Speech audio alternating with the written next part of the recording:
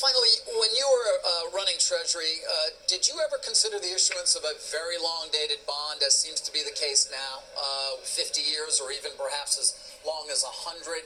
And if you did, or even if you didn't, what is your sense in terms of the market reception to something like that, or why it might be a good idea or not?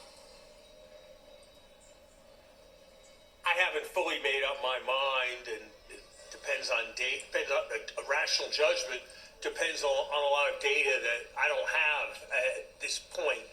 I would caution in two respects. First, issuing very long-term bonds is quantitative tightening. It is increasing the stock of duration that the market has to hold, which pushes up long-term rates. If the Fed buying long-term bonds is thought to be stimulative, the Treasury issuing super long-term bonds must be contractionary. So I find it bizarre in the extreme that an administration that is beating all up on the Fed for not doing quantitative easing would itself be contemplating an exercise in quantitative tightening. I think the second thing is that there's a fair amount of rather technical sets of reasons to believe that these ultra-long bonds are not likely to be very attractive in the marketplace, and therefore are likely to carry high prices, and therefore are not advantageous for taxpayers.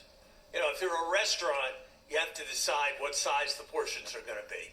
And you'll make the most money as a restaurant if you choose a kind of portion size that fits the sweet spot of your consumers. And I'm rather skeptical of the idea that 50 or 100-year bonds fit that kind of test with respect to the marketplace. But I think we need to see what analysis the Treasury comes up with.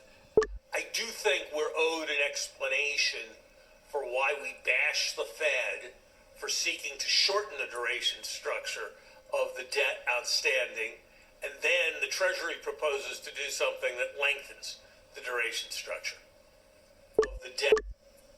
It's a really good point, one that I have not heard. Larry Summers, thank you very much for joining us, former Treasury Secretary. Thank you.